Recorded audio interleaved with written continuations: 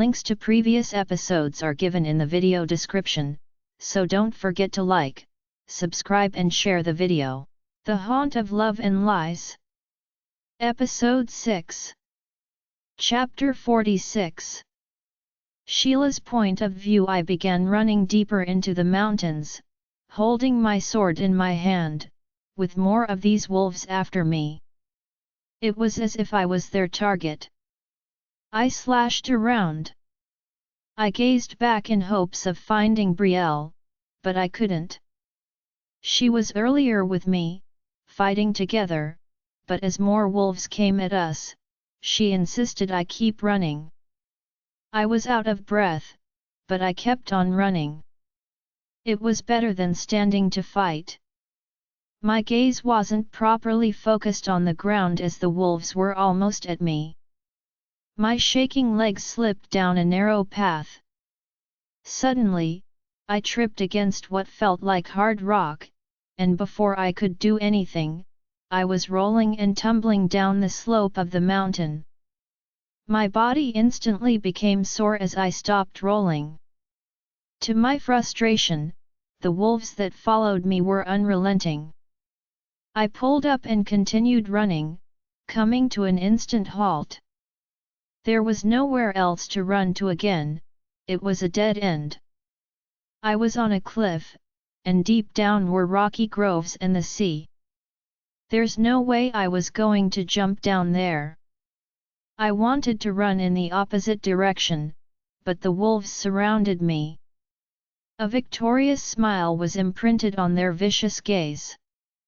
I held on to my sword, about to fight to my death when a loud growl sounded.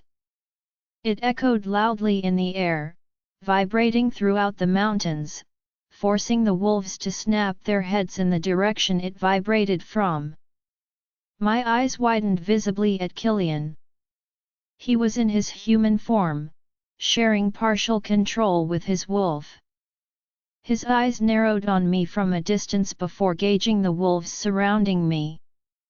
From his glares, I could feel the deathly chill in the air as it rushed past me.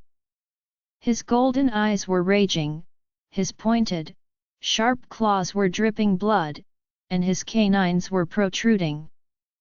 Relief flooded my bones at his arrival just in time, but it was rapidly replaced by a fit of deathly anger directed at him. The wolf's gaze narrowed from Killian to me. There was a satisfying streak of devilish joy that swarmed through their gazes that seemed like they were elated that Killian appeared just in time to watch me die. At once, they all lunged at me, but Killian was quicker. In a fast motion, he jumped to my front, sticking his claws into them. His sharp canines bit off their necks. Killian was fighting ferociously and ruthlessly without mercy, and their numbers were dwindling. The wolves backed away briefly, gathering their strength, while Killian snapped his head to look at me, inspecting me. The golden glow of his eyes darkened dangerously as it took in the blood rushing from my head and the small cuts on my body. He growled again and lunged at the wolves that charged at him. He killed brutally, his claws leaving each of his victims in a horrid state. For the first time, I shook in fear, finally realizing why he was the most ruthless and notorious alpha in all of North Central. I was taken by surprise when one of the wolves managed to evade Killian and instead lunged at me. With its sharp claws aiming for me, I jerked backward, jumping out of the way of its path, earning just a scratch on my arm. I sent my sword straight at him. At the same time, his claws came at me, pushing me off the cliff. A cry for help vibrated from my throat, gaining Killian's attention. I could see the plain, unyielding horror in his eyes as he tried to reach out to me, but it was too late, I was falling already. Before my eyes, Killian leapt in the air, shifting into his gargantuan black wolf. He jumped after me. The next thing I heard was a loud thud, and my body crashed against a warm hardness. My eyes shut down without warning, as pain took over me. Killian's point of view, I groaned, rolled over to my side, and opened my eyes. My gaze took notice of the faint outline of the moon that had begun to appear in the sky. What? Where was I? Memories of what happened flashed before my eyes. Sheila was pushed off the cliff and Riker saved her. He was weak. I could feel his weakness within me. My body froze as I felt all the blood drain from my face, my heart twisting painfully in my chest. Sheila. My eyes scanned my surroundings desperately. My heart stopped instantly as my gaze took in the body a few feet away. Sheila was there, lying on the rocky earth, completely motionless. I couldn't breathe, couldn't even think clearly. I forced myself to stand, groaning from the enormous pain coursing through me. My legs were quick to function as I hastened with speed to her side, dropping to my knees before her. She was unconscious. I gently put my hand on her neck and she was still breathing. A sigh of relief left my lips. Her body was hot due to the fading sun's impact. I gave her a small pull, trying to get her awake, but she wasn't responding. Her skin was dry and her lips parched. I scanned around. We needed to get out of here. I had not a single doubt that the wolves from the Fire Crest pack would still be hunting for Sheila and me. They wouldn't stop searching for us, especially Sheila, since she was their target. This was precisely what I was afraid of. Anyone with a grudge against me would want to use Sheila to get back at me. I had many enemies that would relish in the thrill of harming my mate to make me suffer. I exhaled tiredly. If I hadn't arrived just in time, I could not even begin to imagine what would have happened to her. We had to leave here and find some kind of shelter. I gently picked her up, cradling her against my chest before I began moving. I took the path that led into the woods. I raced through the forest, stopping when I spotted a river nearby. I motioned closer to the river, dropping Sheila gently onto the warm sand. I went to the river and pulled some water in my hands, hurrying back to her side. I tried to get as much water as I could into her mouth. Hungrily, she sucked it in. I went back again and fetched some water, pouring some in her mouth while the splashing droplets on her face got her awake. Sheila groaned awake, her eyes pushing open. It fell immediately on me. I watched it widen before touring around our surroundings. I was up on my feet, trying to help her stand, but she jerked her arm away from me. Let go of me, her blue eyes were burning with anger as it was directed at me. For a second, I was taken aback. I could not understand what had her all riled up. What is wrong? I asked sharply. How dare you ask me such a stupid question? She was screaming, surprising me the more. She was more than enraged. Her whole body was vibrating with fury. No matter how I racked my head, I could not understand why on earth she was mad. Let's get out of here first. The Fire Crest pack is still hunting for us too. I started sauntering over to her, about to reach for her when she screamed.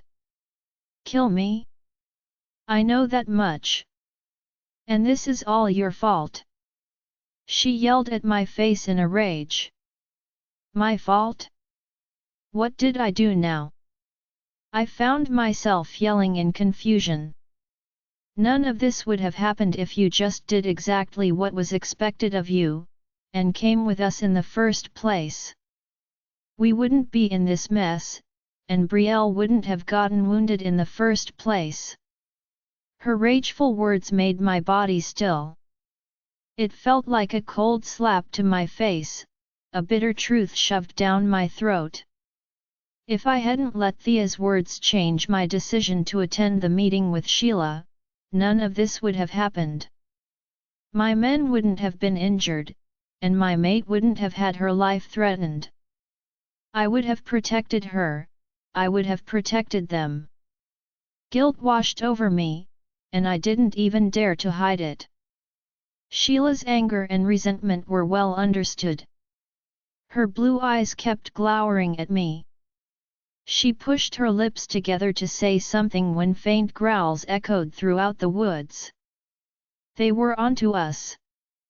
We have to move now. My eyes darted back to Sheila. I pointed out the path to follow, my hand stretching out to her, but instead, she sent me a wicked glare, walking past me, taking the lead. I sighed in frustration, watching her as she kept walking, with the moon towering above us and the darkness covering us. I cursed under my breath. This was going to be a long night. Killian's point of view. Sheila and I followed the path through the woods, making as little noise as possible. We kept covering our tracks, putting distance between the wolves hunting for us. It was almost dawn, and we have been walking for hours in the darkness, moving back to North Central. If the Firecrest pack was still after us and planned to make another attack, we would have had an advantage within our territory. I couldn't mind link the pack yet. Riker was still so weak that he could barely make a connection, or even speak. My eyes glanced at Sheila. She was a few feet away from me. She hadn't said a word to me. Even when I tried speaking to her, what I received was silent treatment. I am well aware. I should have journeyed ahead with her. If I had, none of this would have happened. As we moved, we came across a river in the woods. We were still far from the capital, but if we kept walking, we would be much closer. We stopped by the river. Sheila went ahead and drank some water. I stood behind her, inspecting her. Even though she wouldn't say it, I knew she was exhausted and must be tired from the wounds on her arm and head. I gripped the tip of my shirt and tore it from me, walking closer to where she was crouching near the river. I dipped the small fabric into the river, pulling it up to the fresh wound on her head. Let's get your wounds cleaned up. My hand was in midair, almost settling on her face when she slapped my hand off. Don't touch me, Killian. Her rage was more poisonous than earlier. As those blue crystals of hers glared at me, they held resentment and hatred, all directed at me. It killed me to see her look at me with resentment. I didn't like it one bit. Sheila, you are bleeding. Don't be stubborn. We need to tend to it, I said, masking the pain away. I dipped the cloth back into the water. I don't need your help, Killian, to care for myself.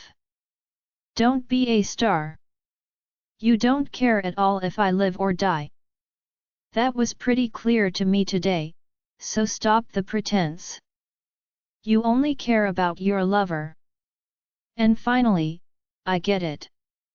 I don't care about you, so leave me alone. And I will tend to my wounds myself.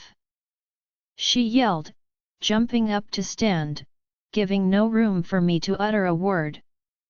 I couldn't even if I wanted to. Her words and resentment had hurt me to the bones. Even Riker felt every pain. He was as angry as Sheila. He also blamed me for what happened today. I can't even fight back at him. They were all right. And I hated the fact that she thinks I don't care if she lives or dies. Mate resents us now. You had better fix this, human. Riker growled sternly in warning, retreating to the back of my mind, angrily. He was right. I had better fix this. I won't be able to bear her hatred and resentment. I shook off my thoughts. I looked around, but I couldn't see Sheila. I was on my feet, strutting to the other side of the river where her scent directed me. Immediately, I paused on my feet. It felt like I was struck lifeless on the spot. My amber eyes bulged out. I felt my Adam apple slide and I couldn't breathe. Even Riker was forced out of his hiding. I felt his presence in the front of my mind. We were left utterly speechless at the sight of our mate. I watched her closely as she abandoned the last piece of clothing that covered her delicate and flawless body. Everything fell with haste to the ground, and Sheila stood in all her glory. I was only given access to the slender figure of her back, her curvy sides and small waist. I knew she was a goddess, but I couldn't even imagine what lay beneath those dresses of hers. I wanted nothing more than to have my hands on every part of her. She hadn't noticed my presence. She walked carefully into the river, and its waters swallowed her pristine body. She was utterly unique and beautiful. I watched in awe as she moved gracefully in the water, rubbing off her skin while carefully rinsing off the blood that was on her head and her arm. After she was done tending to her wounds, I watched in fascination as Sheila dived her head into the water. In a second, she pulled out her head, her hair now sticking to her face. I didn't dare move from my spot, nor did I have the strength to blink my eyes. I gave her my full attention and audience. Soon, she was done. Sheila pulled out of the river, walking to where she had left her clothes. I felt my member harden just watching her.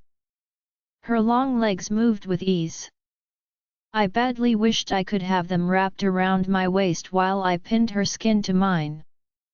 I needed her badly. I couldn't stop my legs as I rushed to her. She was going through her clothes on the ground when I reached her and wrapped my hands around her soft skin. She froze, the sparks and tingles wasting no time in igniting. I pulled her into my arms, feeling her wetness against my body. My hands began to caress her body. I turned her around. My gaze was dark with wish. I leaned closer to her, my lips aiming for hers when Sheila's voice sounded brutally cold in my ears. "That's enough, Killian. Let go of me." Her eyes were dark with hate, and her beautiful face was colored with rage. "What?" I froze, completely taken aback. I said, "Let go of me." She pushed herself out of my arms. "I am tired of playing these stupid games with you, Killian. Today, you crossed all limits, placing your lover over me, your mate." I stood shocked, watching the tears that gathered in Sheila's eyes, but she forced them back angrily. "What you did today made me realize how she is of importance to you. And I am glad I didn't need to get myself killed to realize that. You want to be with your lover. That's fine by me. You can have her, I don't care. But I swear to you, Killian, if you ever touch me, I will kill you. I want to move on from you, so please for goodness sake, let me." She wasn't screaming, but I could tell she meant every word she was saying. Sheila grabbed her clothes and boots from the ground and walked away. I didn't bother to stop her. My mind had more important things to do, like registering the words she just threw at me. She wants to move on from me? I struggled to understand those words. I didn't like it one bit. Sheila was mine. She was my very life. If she left me, I would die. I didn't know when tears rolled from my eyes. Hearing those words from her broke me. She was wrong. I didn't want to be with any other woman if it wasn't her, not even Thea. It felt as if my entire life was on the brink of collapsing just thinking of Sheila not being in it. These emotions made me realize how much she mattered to me and how I could never let her go away from me. At that instant, I didn't care about the curse, the pack, or even Thea.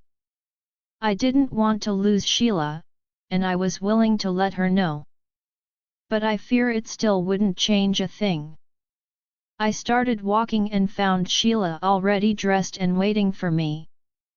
I moved closer to where she was, and before I could say anything, she began walking. I shut my eyes, pinching the skin on my forehead. This will be a lot harder than I anticipated. The path we took led us out of the woods into a small human village. We asked around and quickly located the village stables. We bargained for a horse. It was the only one available. It'd be a lot faster if we journeyed with it instead of on foot. I paid for it. Sheila got on it, ignoring my efforts to assist her. She took charge of the horse's reins. "Is there no way we can get another horse?" she asked in an angry tone, gazing through me to the old man in charge of the stables. "I apologize, but that's the only horse available for now." The man spoke, his eyes shifting from an annoyed Sheila to me. "That's fine." I dismissed him, turning to my raging mate. It was evident on her face that she didn't want to be next to me, let alone breathe the same air as me. I had hurt her so much. It pained me to feel her silent rejection, and now I can only imagine how much it hurt her whenever I was even more brutal with my harsh words and rejection. It must have hurt badly. Killian's point of view. I got on the horse, behind Sheila. I wrapped my arms stylishly around her, reaching out to the reins in her hands. I smiled at the sparks that formed there. Sheila retracted her hands, folding them against her chest. I sighed, tugging harder on the reins, navigating the horse out of the human village. Soon we were back in the woods. Instead of following the main route that led back to the capital, I decided to go through a different route. The Firecrest pack could be scattered around waiting for us, and I desperately hoped Morgan and the guys were safe. We rode for hours, the bright burning of the sun lessened, slowly retiring for the day. I moved faster on the horse. We had to get to shelter before the moon came up and darkness covered the earth. After a few hours of riding, we reached a familiar cottage right outside the capital. The moon was already shining down on us, and it would be dangerous to keep on riding. We would rest here for the night, and hopefully, before dawn, Riker would be fully healed and I would be able to send word to my brother. We halted in front of the cottage. I jumped down from it. Sheila followed me after. I led the horse to the side of the cottage, tying it firmly to the tree. "Where are we?" Sheila's beautiful voice sounded as she cautiously scanned the surroundings, her hands rubbing the skin of her arm to provide some warmth for herself as the cold air blew harshly to the east. "Do not worry, this place is safe. It belongs to my pack, and no one knows about it," I informed her, walking to the front door. "I am not worried," she bit out furiously. I stopped in my tracks, turning to see her face under the moonlight. She was still angry, and it seemed like my mere presence annoyed her. It was as if everything I did or said seemed to piss her off. Her blue eyes were directed at me, glaring. I pulled away first. It was better this way than to have her get madder than she already was. I held onto the knob. It was rusty. I haven't been here in a long time. I grabbed a rock from the ground, smashing it against the knob, and it broke to the ground. I pushed it open, the smell of dust filling the air. I gazed back at Sheila, who was a safe distance away. Hang on a minute. I went inside. It was just a single old room with a pile of dust around it and webs. I grabbed the sheets off the bed, dusting off some dust and getting rid of the webs. Sheila sauntered closer to the entrance of the door. I managed to get rid of some dust and webs, making the place comfortable for the night. When I was done, I gestured her in. While Sheila sat on the bed, I went out to get some wood to burn. I was back after a few minutes with some wood. Sheila was curled up on the bed, asleep. I made a small fire in the cottage, warming up the air. My eyes fell on the sleeping figure of my mate, curled so perfectly on the bed. I couldn't help but move closer to the bed. I grabbed some woolen sheets and spread them over her body. I sat on the bed, watching her asleep. She was beautiful. So beautiful that it caused my eyes to sting with tears. Even in her sleepy state, I could see the angry folds of her brows and the dark circles around the skin of her eyes from way too much pain and exhaustion. You are responsible for that, Killian. Riker's voice accused loudly in my head. I nodded my head knowingly. I was indeed responsible for that. But I didn't mean to hurt her. I just wanted to protect her. If that was true, you wouldn't have chosen Thea over her. You wouldn't have preferred to stay back with that woman instead of accompanying our mate. Riker shot again, mercilessly. He was vexed and upset with me. Hearing the stern truth from my wolf was like a stab in my chest. My eyes glistened with tears that rolled freely from my eyes. I shut my eyes, bathing in the pain. My eyes pulled open, and surprisingly, I found Sheila staring at me with hidden emotions in her eyes. Without blinking away, I held her stare, and my hand fell on her warm one. My eyes furrowed and my lips parted. I am so sorry for hurting you. The words left my lips with all seriousness and sincerity. Sheila's blue eyes widened gently, her eyes unmoving from mine. I shouldn't have treated you the way I have been doing, and believe me, I regret not following you instead. I should have gone with you. You are my priority, Sheila, and will always be of importance to me. I said, calmly and slowly. I needed her to know. I gave her soft hand a small squeeze before moving to the other side of the bed. I plopped down on it, shutting my eyes. The night went extremely slow. I stirred gently on the bed. My eyes pulled open and I found Sheila's blue eyes on me. She was lying next to me on the small bed, curled in her previous position, watching me tightly. My amber irises held her stare. It didn't hold rage or annoyance. Whatever it was in those precious eyes of hers was soft and tender. She was slowly becoming a master at masking her emotions. I couldn't pull away from her stare. I just relished the pleasure of having her next to me. This was the first time we'd shared the same room and existed calmly in the same space. I loved it and wanted to treasure it a little longer. We remained fixed in our position, taking each other in. Then she stirred and moved closer to me. Sheila took me by surprise when she leaned closer and her lips touched mine. "Oh, my goddess!" I froze. I was shocked when her hand pulled up to my face as she began to kiss me. Her lips moved softly on mine, and I found myself kissing her back softly.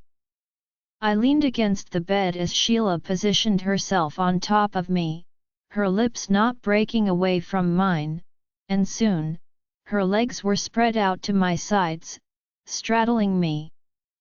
I moaned into the blissful kiss. My hands fell on her waist, but she held them, placing them back on the bed. Sheila's blue eyes found mine. They twinkled with something I couldn't fathom. She leaned over my chest, so her face was so close to mine.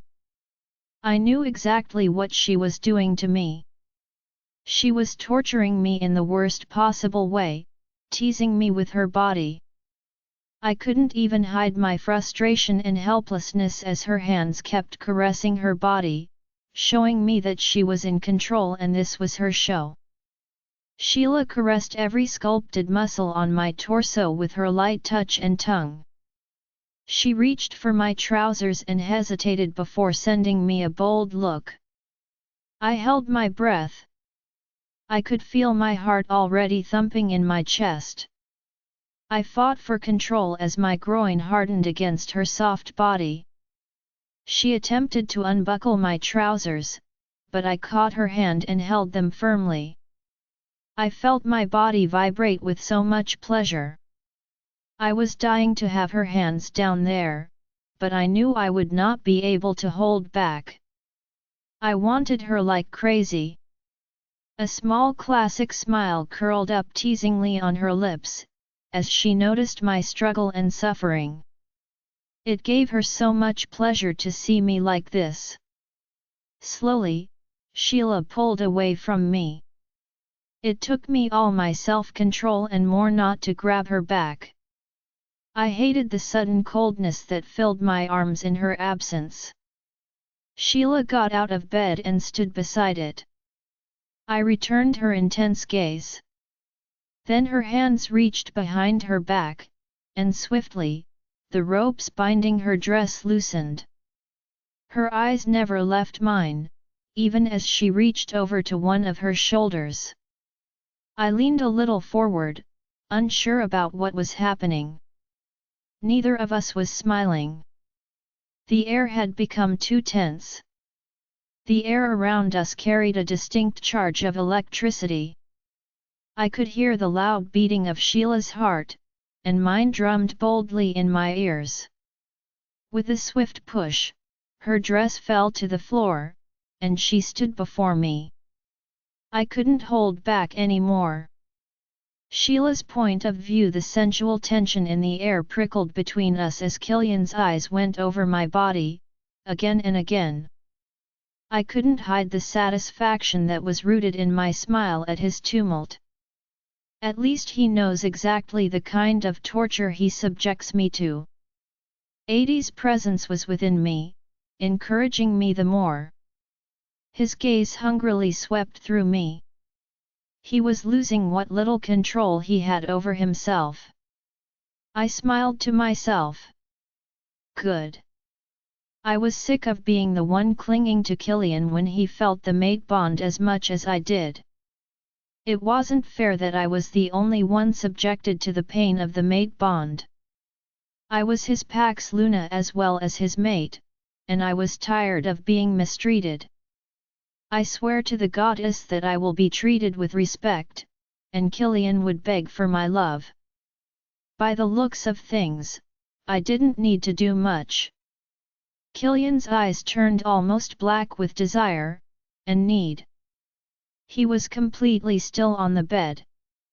It felt as if the sight before him had paralyzed him. His hands pressed down on the bed, his legs wide apart, his breathing rough and labored as his eyes couldn't get enough of me. I should have been feeling insecure and embarrassed, but instead, I felt empowered and confident. The way Killian was regarding me was like I was the moon goddess herself in her flawless beauty and perfection. Gently, with utmost difficulty, Killian stood up from the bed. He motioned closer to me, his pounding heart blasting within the walls of the cottage. "Sheila!" he called with much frustration. "You are the most beautiful woman." He stopped so close to me that not even a single breath stood between us. Killian's dark eyes met mine as his hand reached for my face. His warm breath settled on me. His eyes didn't leave mine, as he leaned forward, begging for my permission. I slid a hand to the back of his neck, pressing his lips to mine. "If you touch me now, there will be no way that you will ever touch someone else," I whispered into his ears. "I am so sick of sharing you with someone else." Killian's eyes remained the same, as if thinking hard on my words or having a serious conversation with himself. When he hesitated to respond to me, I pushed away from him.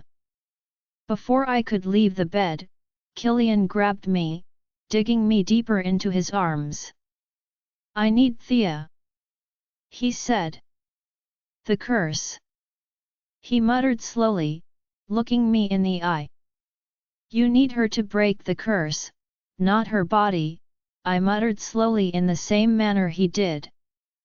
For the briefest yet longest seconds, we stared at each other, before Killian's lips swallowed mine. "I want you, Sheila, and you only," he said against my lips. A teasing smile formed on my lips as I met his gaze. "You belong to me, Killian. Now, please me, mate." Killian's dark eyes twitched brightly, a noticeable smirk on his lips. And with my permission, Killian flipped us on the bed, and he was on top of me again. "Sheila," he moaned against my lips, as we both cried in pleasure, finding our release. This was the best sensation ever. I breathed out, collapsing in Killian's arms. "Killian's point of view," I groaned, stirring on the bed. My bright amber eyes pulled open, falling on the beautiful figure of my mate, curled up so perfectly in my arms. I sighed in contentment, resting my head next to hers. Last night was the best night of my life.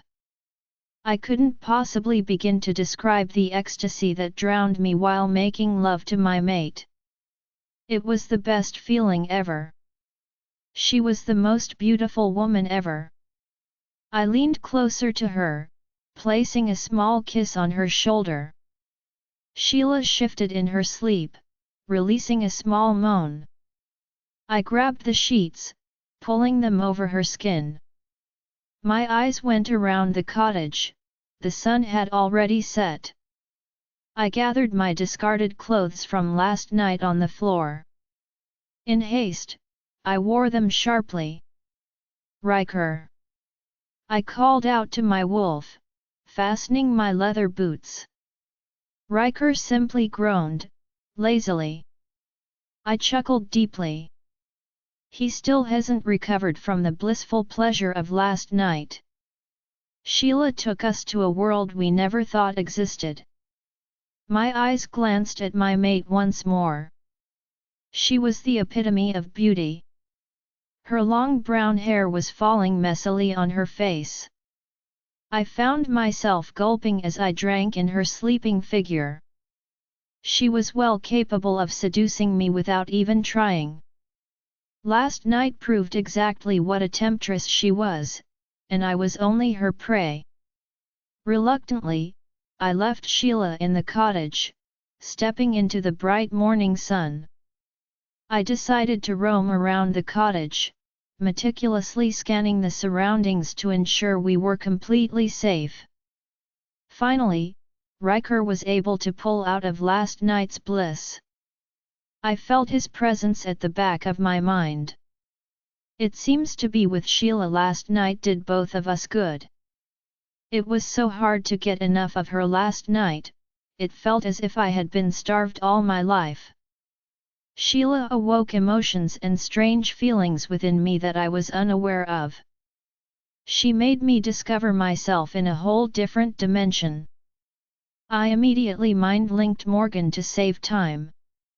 Killian, why didn't you get in touch with us? I heard Morgan's sharp words pierce through the mind link the instant I connected with him. We've been literally scouring everywhere to find you. Well, it's good to know someone missed me, I sounded in a cheery tone. What about Sheila? Is she with you? His worried voice filtered through the mind link. I growled quietly at his concern. Yeah, she is with me, and she is fine. Thank the goddess. For a second, I feared the worst when we tried connecting to you, but it wasn't pulling through. My wolf was badly injured. I didn't have enough strength to reach out to the pack. I explained everything. How is everyone? What about Betrayal? A few warriors are injured, but that's about it. And Betrayal, you know she's a survivor, her injuries are already healed. Morgan said. Those wolves of the Fire Crest pack are still hunting for you too. I snarled instantly at that new information. They are after Sheila. They want her dead. Morgan also growled angrily. What do we do now, brother? I need some warriors. We are just outside the capital, and the Fire Crest warriors could be scattered on the way to the capital. I muttered, squeezing my eyes, realizing we just might encounter another fight on our way back home. Where are you now? We are heading back to North Central. Morgan's words made my eyes widen. Don't blame me if we were so worried about the two of you to our bones that we kept searching relentlessly for you guys. He added, in a sharp tone. I shook my head. Whatever, we are at the cottage. The same cottage? Morgan asked, knowingly. I nodded. Hurry. I added before disconnecting. I started heading back to the cottage. I reached for the door and pulled it open. My eyes instantly fell on Sheila. She was awake, already out of bed, and getting dressed. Her head snapped my way when I stepped in. Her blue eyes were bright as she held my gaze. I moved closer to where she was struggling with the ropes at the back of her dress. I stood behind her, my hands falling on hers as I gripped the rope, tugging it gently, my hands brushing against her back. Sheila let out a gasp. I was quick to get the rope tied. My hands snaked around Sheila's waist, and she pressed her back against mine. I moaned. Sheila pulled her head to her side, giving me access to her neck. I dipped my lips in the crook of her neck, kissing it gently. A sounding moan left our lungs. Slowly, I turned her around so I could gaze at her beauty. Sheila's hands were wrapped around my neck as her eyes bore right into my soul. Good morning, she whispered against my lips, as I stiffened into a groan. How was your night? She asked with curious big eyes. The very best in my life. I was being truthful. A teasing smile sliced through her lips as she moved closer to mine. I felt the calm beating of her heart against mine, while mine was in complete uproar. She pulled me in for a kiss. My hand became firm on her waist. I held her to deepen the kiss, but she pulled away, leaving me breathless. I stared into her eyes, and they were dark with desire. "You are mine, Killian. Mine alone." Her words were calm, at the same time warningly and possessive. Her possessiveness turned me on instantly.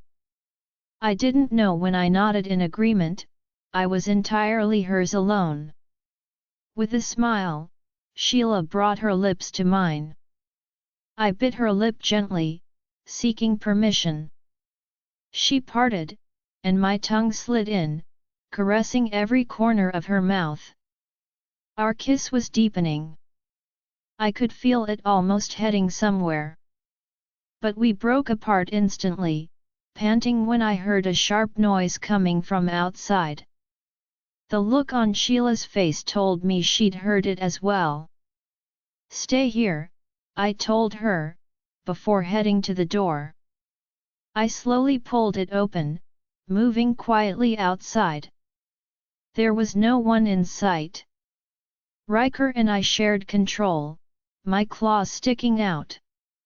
I felt the presence in the woods, behind the trees.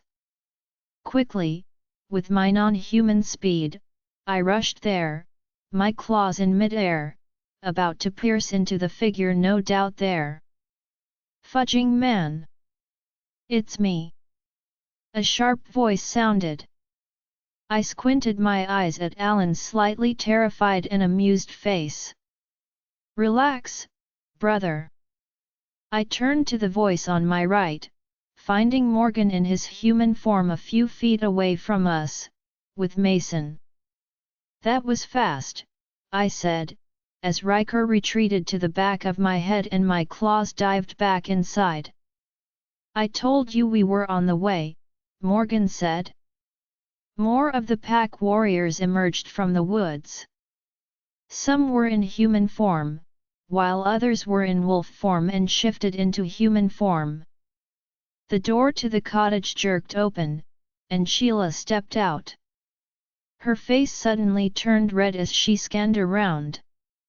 My eyes followed the trail of eyes to the warriors. "Get covered!" I growled angrily, sauntering over to Sheila, allowing my huge frame to block her gaze. As soon as everyone had covered themselves, Morgan walked to us. "I am glad you are all right." He smiled deeply, his arms sprawled apart, and he embraced Sheila. I couldn't stop the possessive growls that escaped from my lungs. I had no idea what was wrong with me and why I was suddenly overly possessive of Sheila. Morgan sent me a quizzical stare, and the warriors held confounded yet amused looks. Just then, Brielle pushed her way through the warriors, her eyes breaking a smile as they fell on Sheila. "Sheila!" She rushed to my mate's side. Sheila moved past Morgan and hurried to Brielle. Their bodies met halfway, and they embraced. I turned to everyone, "We should start heading back." I helped Sheila on the horse, even though she didn't really need my help. The warriors shifted into their wolves, and I was next to Sheila as we started heading for the north-central capital. After covering a long distance, we reached the capital. We were on the alert for any trouble from the Fire Crest pack, but we became at ease when we approached our territory. Thankfully, the Fire Crest pack was not stupid enough to come for a fight in our territory. We approached the castle. Many of the pack members and warriors crowded around. Their eyes held relief to have everyone back safely. Jax, Nate, and some warriors rushed me with hugs. They were all happy for Sheila's safe return as well, but I was so glad none of them were stupid enough to try to hug my mate. My thoughts were cut off by the sharp scream that came from the castle entrance. "Killian! I snapped my head in that direction, and my eyes fell on Thea.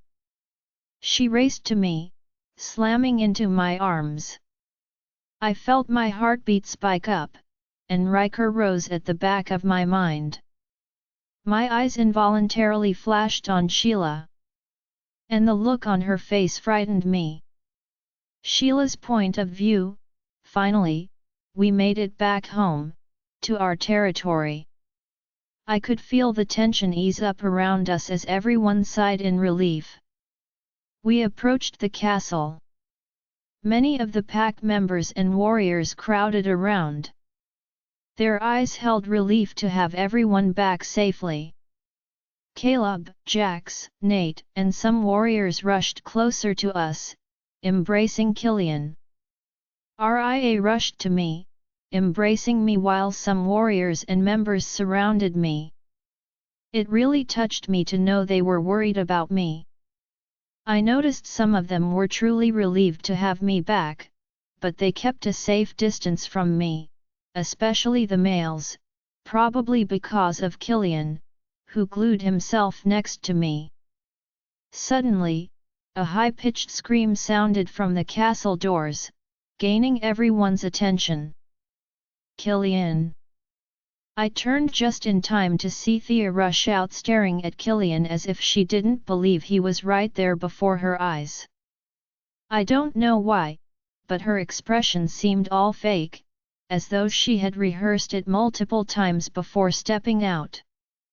I felt my spine stiffen as she ran straight into Killian's arms, holding him tightly like I wasn't even next to him.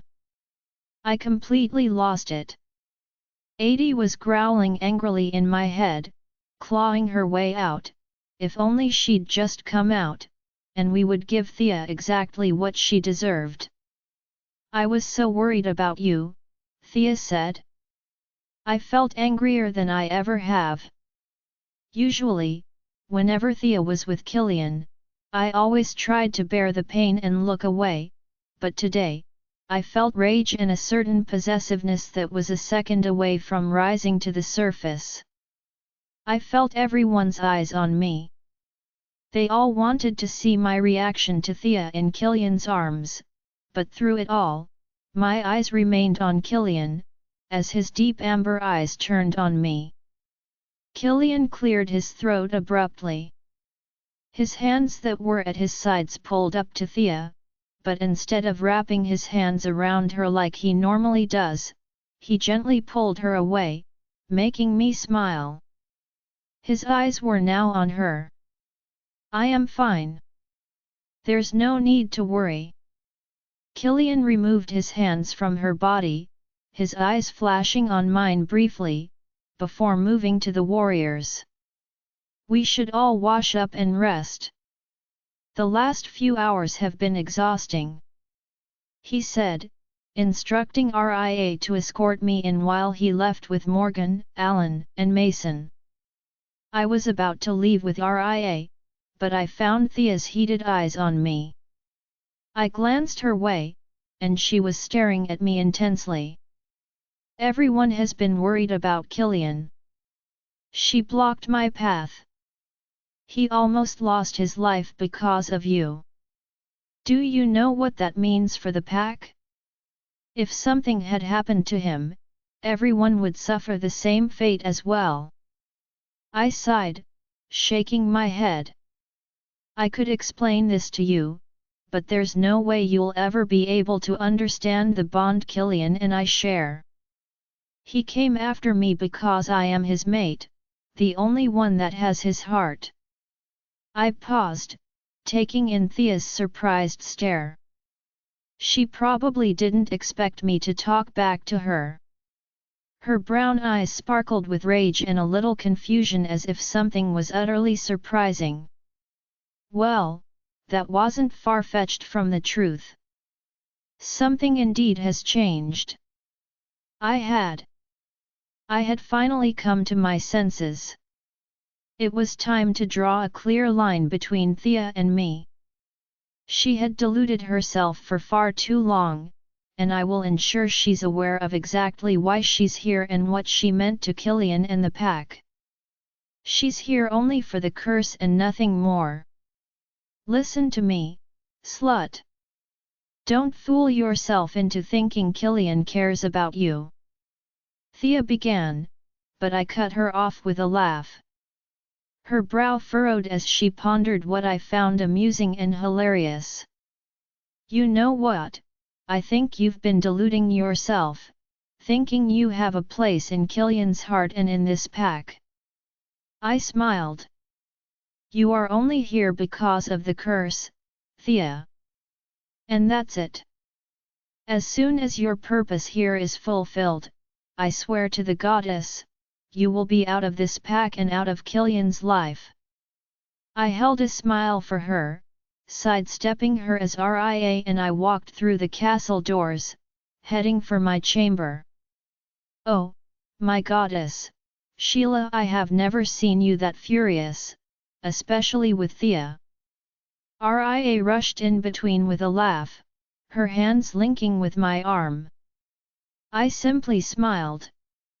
I only told her what she needed to hear, I said to Ria, swerving to her. Did anything happen while we were away? I queried, as we took a turn into the hallway, heading to my chamber. Not at all. Everyone was busy worrying about you and Alpha Killian. Ria chimed sharply before snapping her fingers as if suddenly remembering something. What is it? I spoke quickly, my eyes were on her. Shoot! I almost forgot. When patrolling last night, Jax and some warriors caught a spy within our territory. She informed me, my brows furrowed. A rogue? Ria shook her head. No.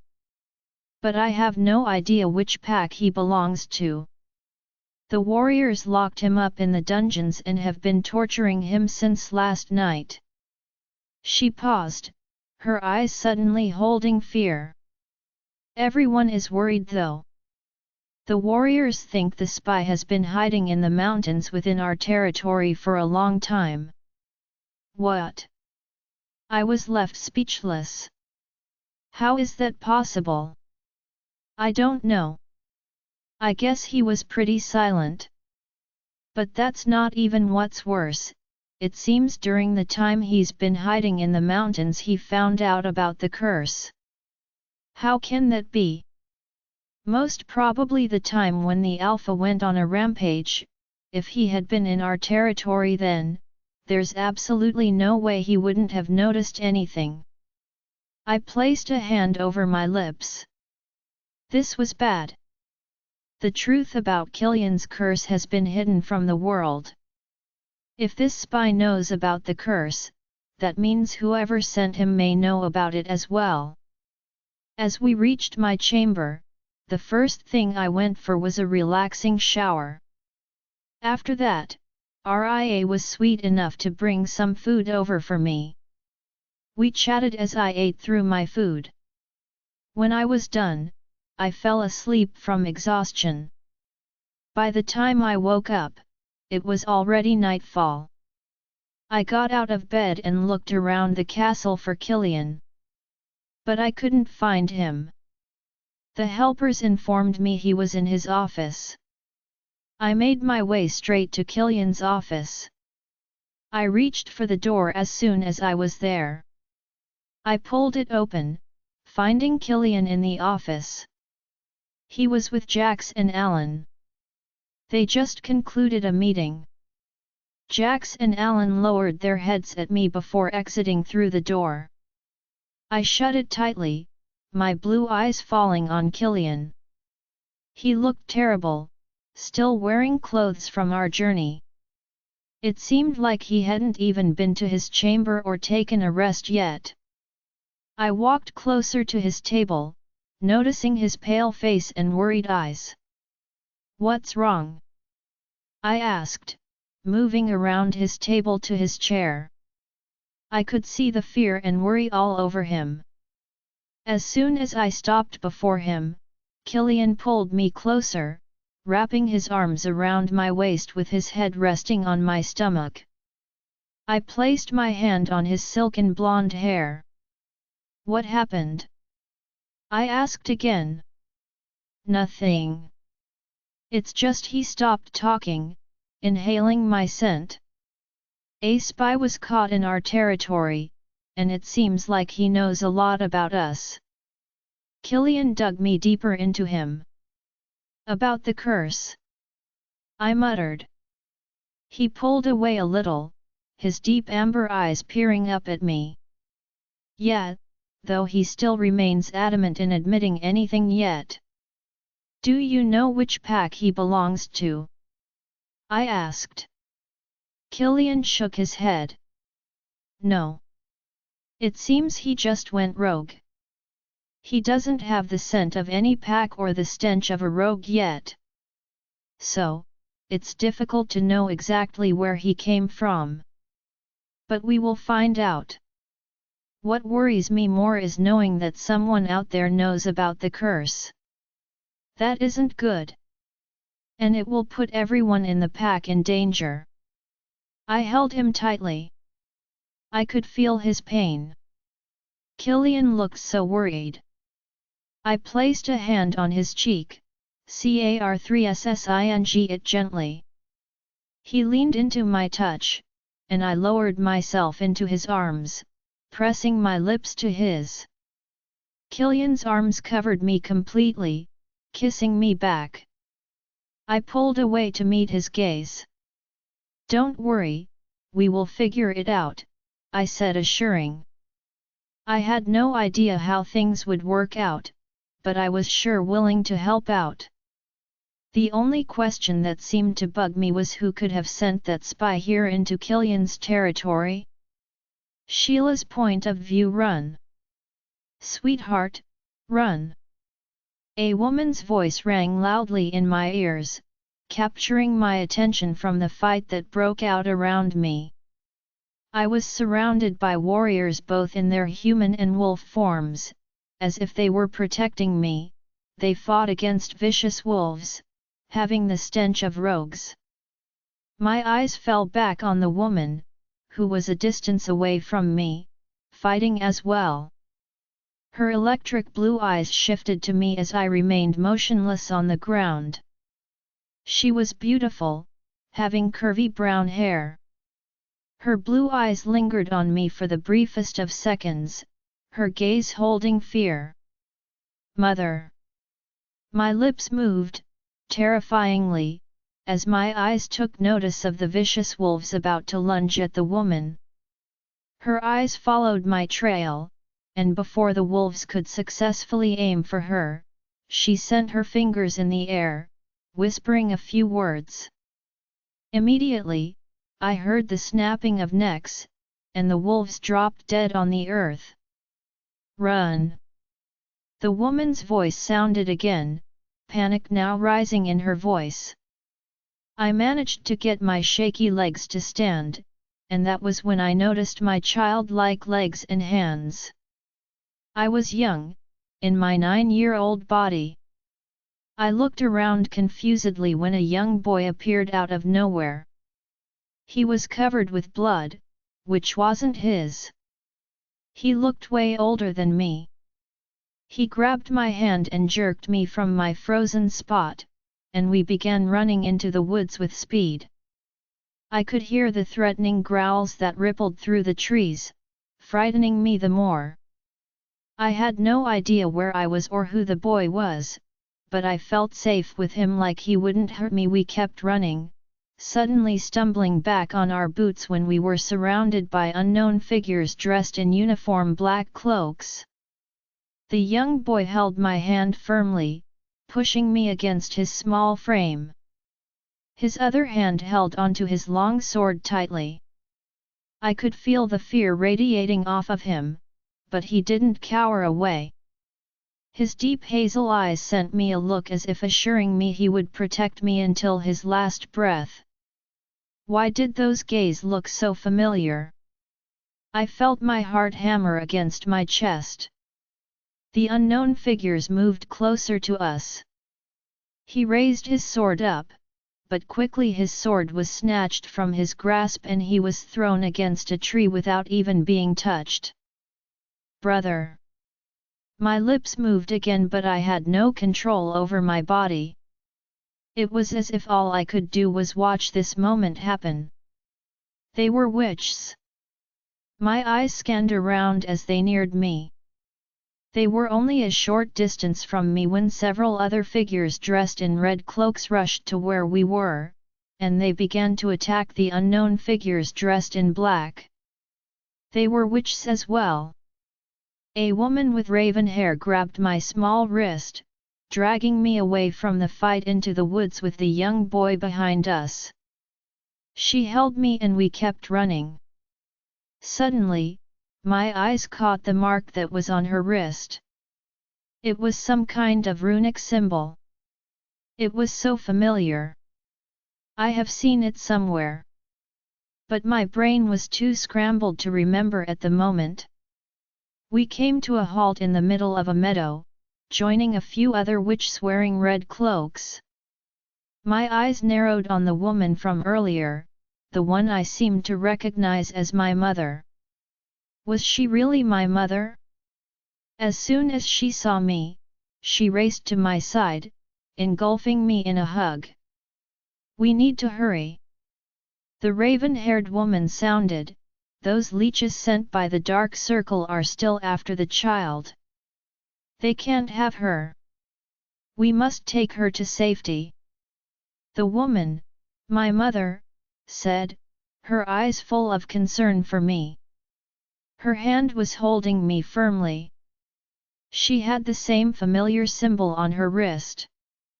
You can be assured, Fiona, that the witches and I will protect her, even if the raven-haired woman was cut off abruptly by the threatening growls that pierced through the night, and we were heavily surrounded by wolves and witches dressed in black. Everything happened so fast, as pain devoured me and swift darkness covered my vision. By the time my eyes fluttered open, I found myself in the middle of a bloodbath with the chaos around me. The surroundings were familiar. It was a nightmare that had recently begun to haunt my every awakening. I looked down. I found that woman, Fiona, my mother, dead in my arms. My body began to vibrate, knowing full well what was coming next. I had dreamt of this nightmare over and over again. And on cue, I released a loud scream that caused the earth to tremble and the wind to become violent. I didn't have control of my body, and then I was surrounded by vicious wolves. The chaos within me broke loose. I jerked up from my bed, gasping for air, with a hand to my chest. My face was drenched in beads of sweat. My dress was drenched in sweat as well. I turned the lamp on, the burning fire lighting my chamber. I glanced around. There was no one else in the room, and outside was still at the peak of dawn.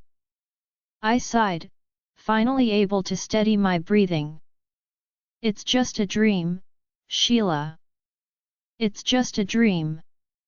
I repeated to myself, trying to calm my beating heart. But this time it felt more surreal than the last night. I have no idea why I have been having these recurring dreams. Something was wrong. Tonight's dream felt more real than last night. It was as if I was reliving that moment over and over again. Each passing day I am more convinced it's from a memory that I can't seem to remember from my childhood. Just thinking about it brought tears sliding down my eyes. I didn't even bother to wipe them away. Strangely, my heart tugged in pain just remembering the woman in my arms. I felt pain devouring my bones. If these dreams were actually memories, it would mean everything I had witnessed was real. The attacks, the pain, and so many deaths around us. I cried in pain. It took me a while before I could get a hold of my emotions. I pulled my knees up to my chest, wrapping my arms around them. Even if that memory kills me, I have to figure out exactly what it meant. I couldn't recognize anyone from the dream. I tried remembering the surroundings in the dream, but it wasn't the silver mist pack. I didn't even see my father there. That was more confusing. Who was that young boy that I called brother? Why did it seem like everyone was trying to protect me? And there was the dark circle. Why on earth were they trying to have me? Nothing made sense. I had so many questions that I didn't have answers to. It's frustrating me. For an insane second, I actually considered confronting my father about these dreams. Maybe he would know something. But a thought kicked against it. My father was the last person that was likely to answer that question. He had always hated me and got mad whenever I spoke about the childhood I couldn't seem to remember. Confronting him was a bad idea. I just have to figure things out for myself. I lay on the bed, watching as dawn slowly crept in. I showered and dressed before going to Valerie's spell room. Maybe there was a way to know why I couldn't seem to remember my childhood, or maybe there could be some kind of spell to help me remember. I reached Valerie's spell room. The door was locked. I called out to her but she wasn't responding. It seemed like she wasn't in, so I placed my hand on the door, desperately hoping it would open for me like it did the first time.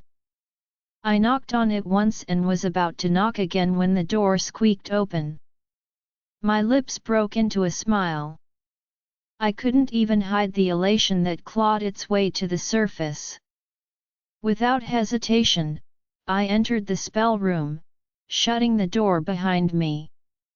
Just as I had thought, Valerie wasn't in. There was no one there. I glanced around the room, from the tables that housed several strange objects, to the wooden shelves stuck with ancient-looking books at the end of the walls, to the trees that were in a corner. I had no idea exactly what to do now that I was in Valerie's spell room. I sighed, walking to the shelves instead. Valerie told me some of the books were actually spell books, or better yet, grimoires, as she called them. I grabbed one from the shelves, pulling it open. I could barely understand the words written in them, they were in unknown languages. I returned it to the shelf, grabbing another. I went through it. Half of the words were in English while the spellings were in unknown languages. I went through it, still hoping to find something relating to memories. But nothing. I returned it and kept on moving from one book to another on the shelf. The more I couldn't find what I was searching for, the deeper I fell into the pit of frustration. I returned to the book in my hands back on the shelf, grabbing the next when a voice made me jerk back and the book in my hands fell to the floor. Sheila. My eyes traveled quickly to the door, and they fell on Valerie's surprised face. Oh! This didn't look good, snooping around her spell room without her consent. Valerie, I called out, quickly composing myself as I picked up the book from the floor. What are you doing here? She asked, sounding amused as her eyes went over the shelf that I had just raided and then to the book in my hands. Nothing serious, just snooping around. For some reason, the look on her face became more amused, if that was even possible. Valerie's eyes went to the wooden door. It opened. I quickly added before she asked. Very well. She stalked to one of the tables. You seem to be looking for something. She muttered, her purple eyes glancing up at me. I wasn't sure if that was a question or a statement. It sounded like a statement, but somehow it felt like a question. I held the book in my hand, moving over to where she was at the table, deep down contemplating if I should come clean with her or not. Then I froze. My thoughts went still, and my body was motionless, as my eyes gazed intensely at the mark on Valerie's wrist. No wonder it looked familiar in my dream. That was the mark the raven-haired woman had, the same one that was identical to Fiona's, the woman who seemed to be my mother.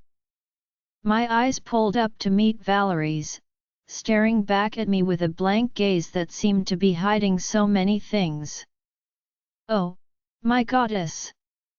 Sheila's point of view. Oh, my goddess! My eyes fell back on the mark on Valerie's wrist. Why did she have that? Why did the women in my dreams have that? Sheila! I felt warm, soothing hands on my shoulder. I glanced up to find Valerie next to me, her wide eyes on me now holding concern. Are you all right? She asked. I nodded, even though I was very much not all right. My heart was racing hard right now, and I couldn't slow it down. Valerie was standing right in front of me, but it was as if my surroundings had somehow changed and I was in the middle of fights and deaths from my dream. My breathing became too hard, and before I knew it, I was already choking on my breath. I could feel Valerie's panic right next to me. Her hand left my shoulder and found its way to my face. She held me tightly, making me stare into her deep purple eyes. Breathe, Sheila. Her words sounded normal, but I could feel the magic in them as I began to calm down, my breathing became normal, and my body's vibrations stopped. I looked around, and the horrid scenes from my dream were no more.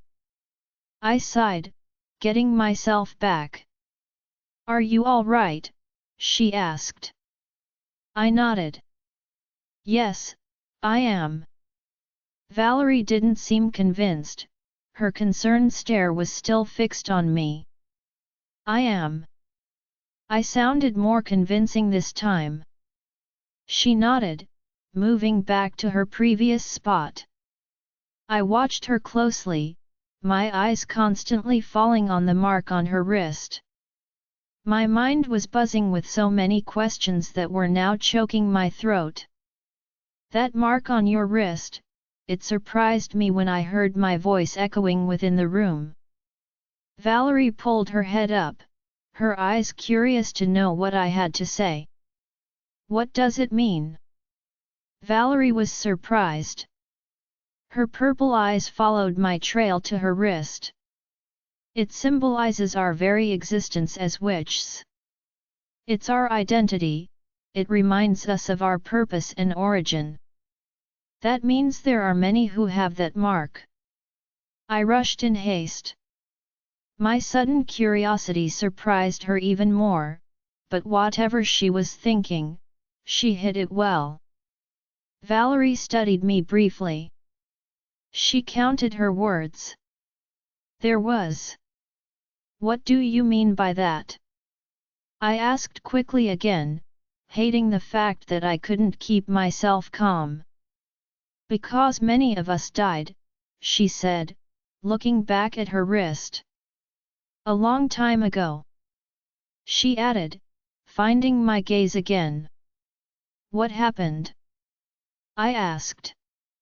A tragedy, wiping off so many of my sisters. Valerie placed both her hands on the table. How she spoke told me she also had nightmares haunting her every awakening. I wish I could let her have the moment, but I had so many questions eager to be heard. Sisters? Does that mean every one of the witches bearing that mark belongs to a coven? My lips moved sharply. not a coven. We were more than that. We were the crystal witches of the ancient fortress. Valerie paused, looking at me again as if expecting some kind of reaction. Does it ring a bell? She asked more curiously, studying me further. My brows were crippled at her question. What exactly was supposed to ring a bell? The crystal witches of the fortress? I shook my head nonetheless at her questions. No, she sighed as if expecting a different answer from me. We were the witches of the ancient fortress, the very place that birthed the purest kind of magic. We had responsibilities to both the human world and the supernatural world, and that is to ensure its safety, she said. Then what happened? She looked at me, unsure if she should proceed with her next words. We were attacked and murdered.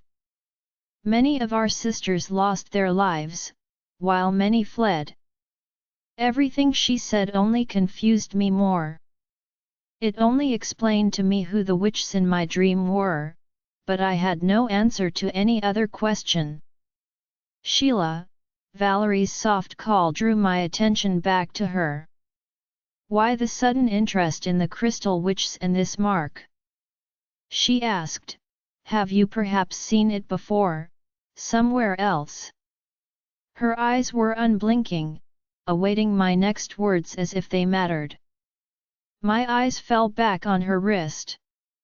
A part of myself just wanted to be honest, while a greater part insisted I sort through my dreams first. I chose to go with the former. I sighed, deciding to come clean. My lips parted to speak when we heard a knock on the door. Valerie's eyes moved to the door, and then back to me. She sent her hand to the door, muttering a few words, and then the door was pushed open. Sheila Ria motioned in, lowering her head to both Valerie and me. It's time. Time for what? I asked her. Tonight's bonfire, Ria said, hoping to jog my memory. My eyes widened. I completely forgot about it. Is it twilight already? I asked, and Ria nodded. I was so completely lost in my hunt for answers that I lost track of time here. I turned to Valerie. I apologize, but I have to leave now, I told her. She nodded, understandingly. I left the spell room with Ria. What happened? You look terrible, Ria commented on the dark circles around my eyes. I nodded in agreement with her words. I couldn't get enough sleep. Her worried eyes went over me. I will meet the pack's physician for some medicine. I smiled at her sweetness, knowing deep down that not even medicine could help me right now. Fine, I said as we made our way back to my chamber. I changed quickly into something nice for tonight's bonfire. It was a regular small gathering that Killian's pack always had. It was like a small feast meant for only the pack members and meant to form a stronger bond. I wore something casual yet graceful for the gathering. Ria and I left my chamber and left the castle. Many preparations had already been made. There were several small fires scattered around the pack, and around them were many pack members eating and drinking. Everyone was having fun in their groups. Ria and I took our seats around the blazing fire. My eyes went around, searching for Killian. He hasn't arrived yet, Ria said to me, stuffing her mouth with some food.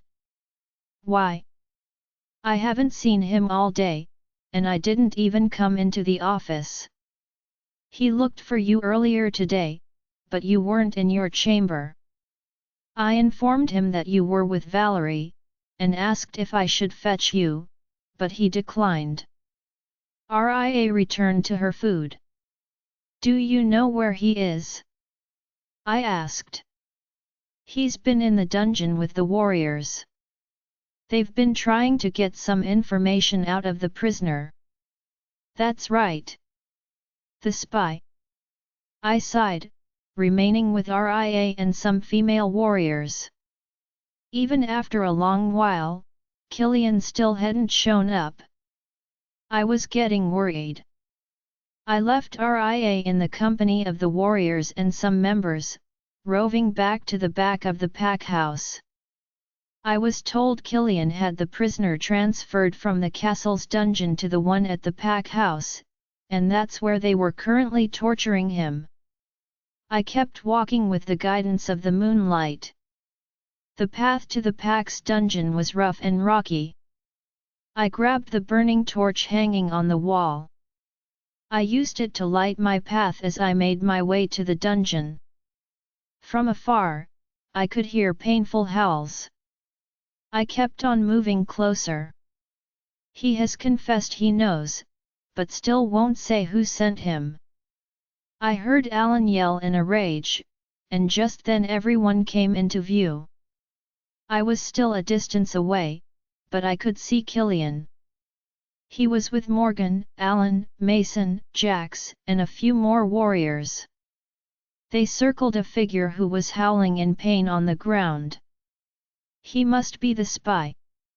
And from what I just heard Alan say, he must have admitted knowing about the curse on Killian and the pack and still hasn't confessed who sent him.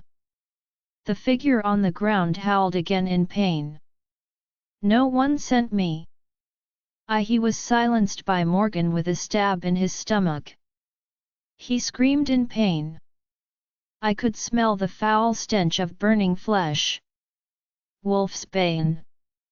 It was laced with whatever they were using to torture him. Then you die with your secret, Killian muttered coldly.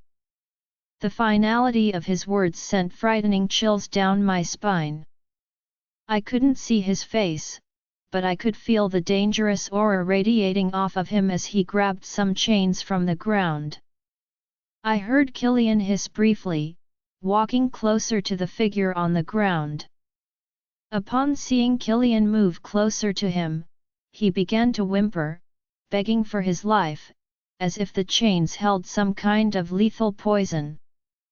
But Killian didn't listen. Killian crouched beside him, about to place the chain around him, but he stopped, suddenly. He stuck his nose in the air, sniffing around. He tilted his neck sideways before turning around, and his dark amber eyes fell on me. Killian pulled up on his feet, and began to move closer to me. I couldn't see his face clearly, but his eyes were as dark as the night itself. I felt my whole body stiffened, as the air around turned colder. Sheila's point of view. Sheila. Killian moved closer to me. I couldn't see his face, but his voice was less frightening than it was a second ago. It's not safe here. What are you doing here? He asked, looking behind me, realizing I was alone. I began, but I was interrupted by the loud growl coming from the spy being tortured. Killian took a step closer to me until his massive frame blocked my view, then pressed his large thumb against my chin, drawing my gaze back to him. I don't want you to see this. Join the others at the bonfire.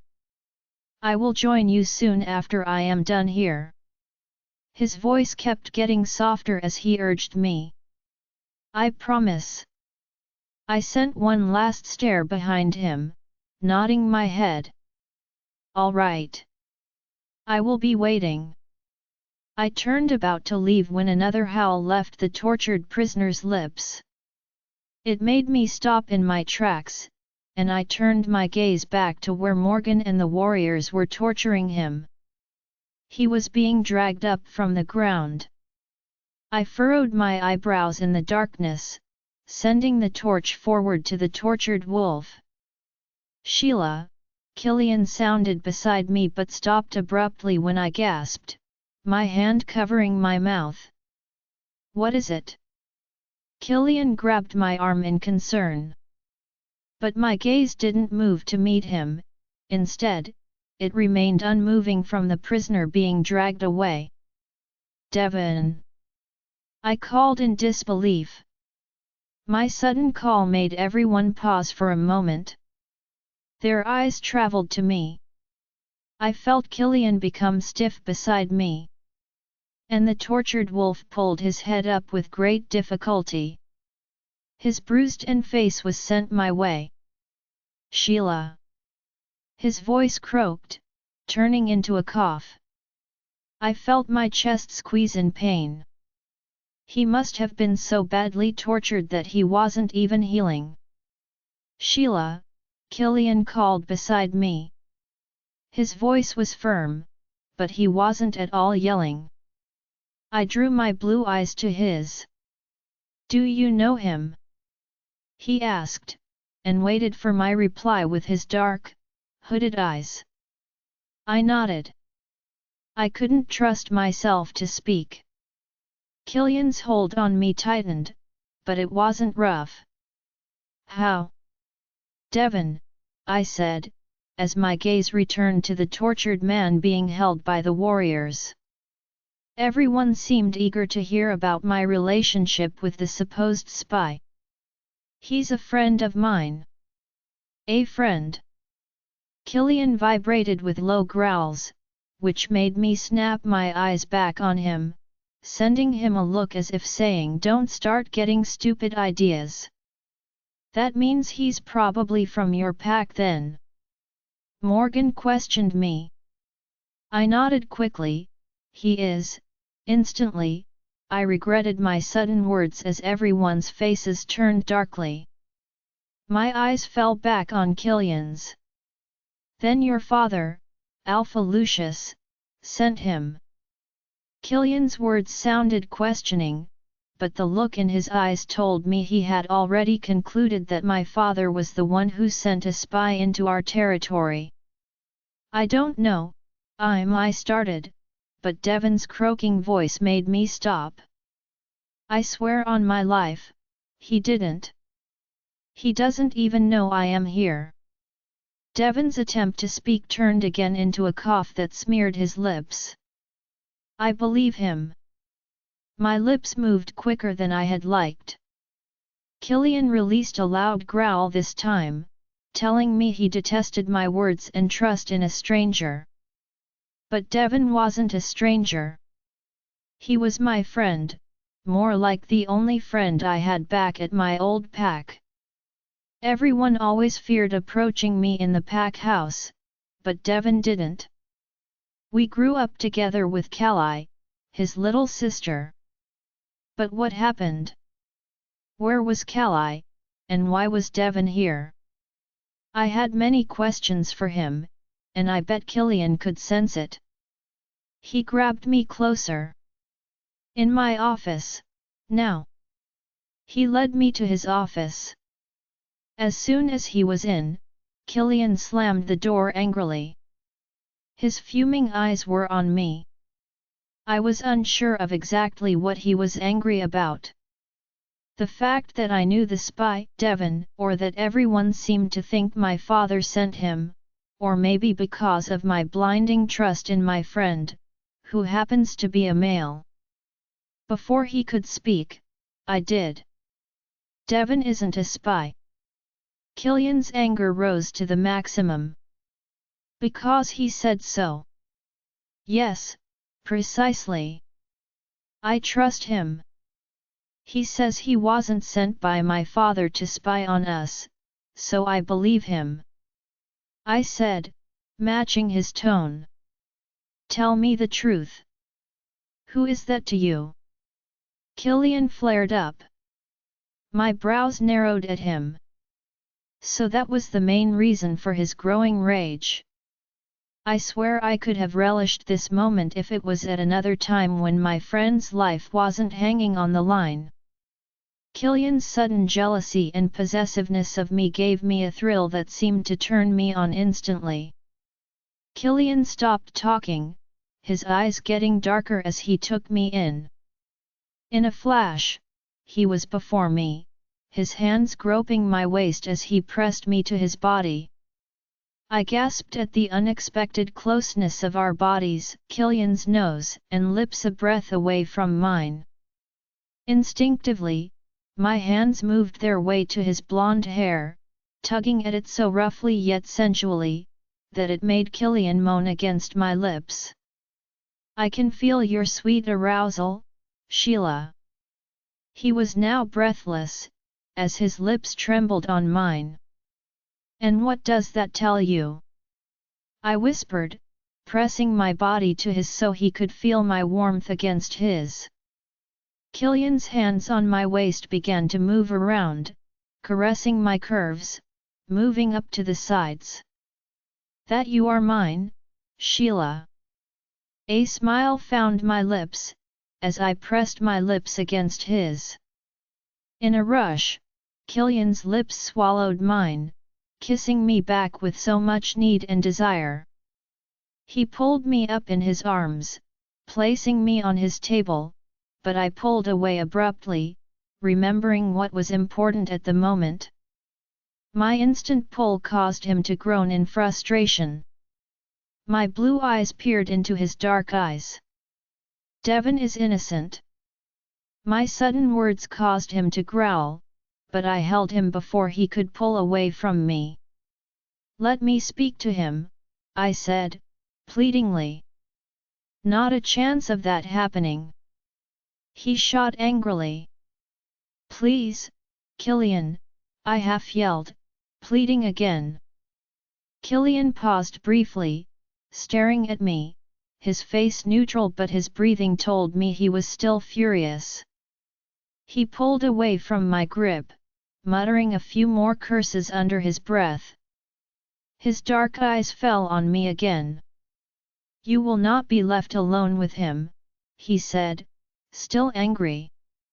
"Does that mean yes?" I asked. "That means whatever you have to say to him, make it fast.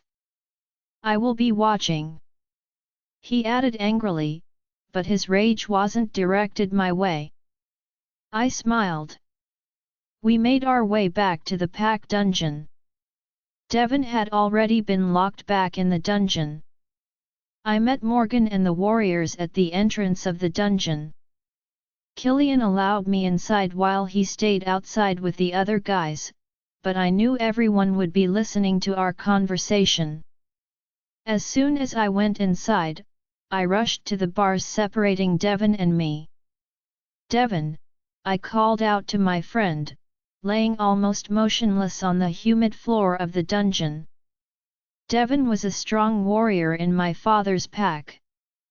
Whatever Killian and his warriors did to him broke him badly. "Sheila," he called my name in a whisper. "What are you doing here?" I am the one who is supposed to ask that question. "What on earth are you doing here in our territory?" I asked, unable to understand why he was there. It was either he had been incredibly stupid or carelessly brave to sneak into the Crescent North Pack, knowing their ruthless reputation. Everyone back at my old pack cowered in fear just at the mention of Killian's name. I also was back then, so why was he here? "I didn't want to put you in any trouble. I swear." He whispered it again, coughing. "You knew I was here?" I asked. Devon nodded. "Everyone back at the pack knew how Alpha Lucius was so heartless enough to send you off with that monster," he said. "If you knew I was here, why didn't you look for me?" I asked again, suddenly pausing. Devon didn't have the scent of my old pack, just like what Killian had earlier said. He smelled like a fresh rogue. "What happened, Devon? Did you leave the pack?" He held my gaze, nodding bitterly. My brows were crippled, more confused. What about Callie? He always adored his little sister, there was no way he could have left without her. Devon's eyes welled with tears. The sight broke me. I moved closer to the bars, but they stung me as my skin grazed them. I hissed in pain, seeing the burn on my hand. It was laced with wolfsbane. No wonder the pack's dungeon was more horrid than the castle's. What happened to Callie? Where is she? Did you leave her back at the Silver Mist Pack? I bombarded him with so many questions. I watched as tears slipped down his bruised face. Sheila, Callie is dead. My little sister is dead. He cried. Your father, Alpha Lucius, killed her. Devon broke more into tears while I was left motionless. My body suddenly became cold as I collapsed on the cold floor. Tears rushed down my cheeks. Callie was dead. My father killed her. Sheila's point of view, my father killed her. My father killed Callie. I felt pain stab my chest from the news and watching Devon in such a broken state. What happened? I managed to ask again. She was chosen as one of the young girls to be sent to the Grey Wolves pack. Devon blurted out between sobs. I placed a hand to my lips. The Grey Wolves pack was a name that frightened the young female wolves in my father's pack. They had their own territory in the Far East, but they were in some kind of agreement with my father. Since my father didn't belong to the Council or the Dark Circle, he needed the alliance of other packs for protection, so he had other ally packs outside of North Central that he was in alliance with. And the Grey Wolves pack was one of them. They were cruel and ferocious. And every fall, he usually sent a large number of young female wolves to the Grey Wolves pack in the east. We never know what happened to them, because the female wolves were not allowed to leave the pack and those who tried to escape never made it out alive. That was how wicked they were. There was a time back at my old pack when I had just come of age, everyone thought my father would send me off with the girls he was sending next. Even I thought the same, but alas, it didn't happen. Devon, I am so sorry. I whispered in tears. Do not be. It's not your fault. Callie didn't want to go, so she tried to escape from the pack, but Alpha Lucius caught her and murdered her on the spot as a warning to others who would dare to escape. He muttered slowly. And then what? I couldn't stay there, Sheila. Not after he killed Callie. So, I escaped. I didn't know where else to hide because he would still be looking for me. The safest place was in the Crescent North Pack territory. At least, your father wouldn't even consider searching for me here, he said. That was true. There was no way he could imagine Devon would be here. But as much as that was a smart move, it was also a dangerous one. There was no way Killian would let him off the hook that easily. I sighed, my hand slipping in between the bars to touch him. It will be all right. I promise. I whispered, I had no idea how to get him out of this, but I will try my best to. Just then, the entrance doors to the dungeon squeaked open, and Killian's huge frame was at the door. That's enough time already. You should leave now. He muttered angrily. I sent a final glance over to Devon, before pulling away from the bars. I walked back to where Killian was, exiting the dungeon with him. What will happen to him, Killian? I stopped walking, turning to Killian who was beside me. What do you think? As per the rules of my pack, he will be executed. He knows too much about us. Killian spoke heartlessly. He continued walking, but I grabbed his arm, causing him to stop. But you heard him. My father didn't send him here. In fact, he was hiding from him. That doesn't change the fact that he knows about the curse. He is a loose end, and I can't have that.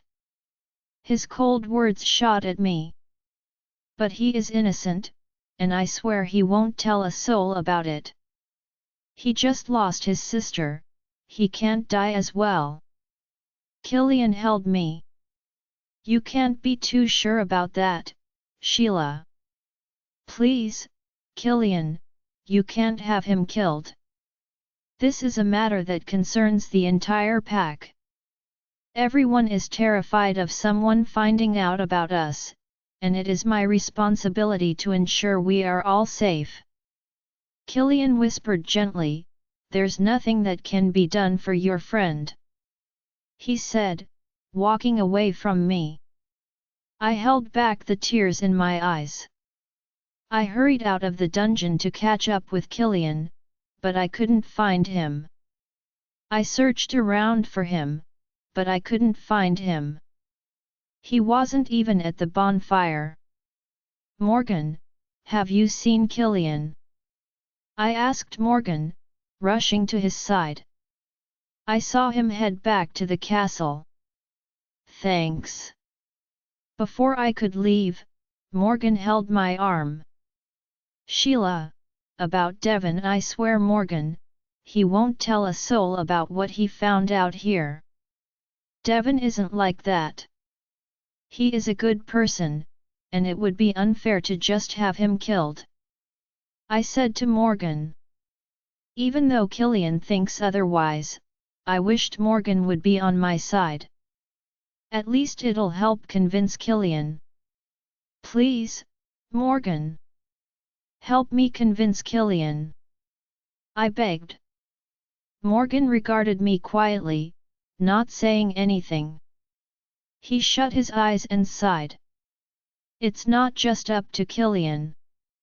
The decision involves every ranking member of the pack. If they want Devon executed, then there's no saving him, Sheila.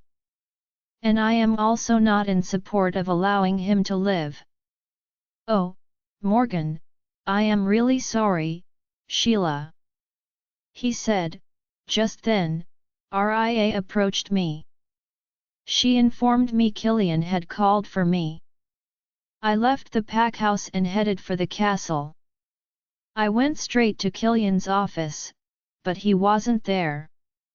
I searched everywhere for him but couldn't find him. I headed to his chamber. Without knocking, I pulled open the door and found Killian standing by the window. The room was dark. The moon's ray was shining down on him. Killian, I said as I shut the door behind me. I walked further into the room. I have called for a pack meeting to decide his fate. Every ranking member of the court will cast a vote to decide what happens to him. Killian spoke slowly. That sounded fair. If they vote yes or no, what does it mean? If everyone votes yes, then your friend can keep his life. But if the court and I vote no, then your friend is going to be executed, Sheila. Killian said, now leaning against the wall, staring at me. I felt a churn within me. Killian was telling me he was going to vote no. I should also be able to vote. I am the Luna of the pack. I should also be a part of the court and I should vote. I told him. Killian regarded me in the darkness. As my Luna, you are also eligible to vote, and that earns you a seat in the court. He told me. So yes, you can be part of tonight's meeting. I walked closer to where Killian was until we were inches apart. Killian, please vote to save Devon. I exhaled, watching him gently, hoping deep down he would reconsider. Killian moved closer, his amber eyes deeply boring down on mine. My heart was racing, fearing deep down what he had to say. I could see his defiant gaze. Before he could speak, I did. Please, Killian. Do it for me. The look on his face was unusual, and the expression on his face told me that he had a lot to say to me. But he decided not to. Is that what you truly want? He asked, lifting his hand, and for a split second I thought he was going to grab my waist, but his hand went to the back of my head, getting lost in my brown hair. He pulled his lips close to mine. I nodded with all certainty, as my heart began to drum louder in my ears from his long, deafening seconds of silence. Without saying a word, Killian kissed me. It was soft and gentle, and then he pulled away. It's time for the meeting. I followed him out of the office, and we made our way to the castle's enormous court. When we arrived, the place had already been filled with many ranking members, and there was discussion in several groups. I could tell from the look on their faces that their conversation was about Devon. I am sure everyone here is well aware why this meeting was called for so suddenly. Killian stalked forward to the large table, and I walked closely behind him. My eyes fell on Morgan. Alan, Mason, and a few other ranking warriors were also present. Everyone nodded to Killian's words. Starting today, Sheila will be a part of the court as my Luna, and thus, her voice and votes will be respected within the court. He spoke once more, his authority dangling with every word. No one seemed to disagree with his announcement, so Killian nodded to Morgan to proceed. Morgan was on his feet. For those in favor of Devon's life being spared, raise your hand. Morgan spoke. And without hesitating, I lifted a hand. I glanced around, and I was the only one in support of this motion. My eyes fell on Morgan, and I sent a pleading look his way. This was someone's life on the line. Morgan visibly exhaled, slowly lifting his hand up. A smile found my lips. For those against it, Morgan spoke up again. My eyes widened as I looked around and everyone had their hand in the air. My blue eyes drifted to Killian. He wasn't looking at me. His eyes scanned around the ranked members whose hands were up. After a while, everyone dropped their hands down. Alpha, Morgan turned to Killian. Everyone's eyes were on him, awaiting his own vote. I held my breath at Killian's silence. His eyes were coldly drawn to mine. I couldn't tell what he was thinking. I vote against it. He spoke coldly. Something within me shattered, watching my very last hope falter before me.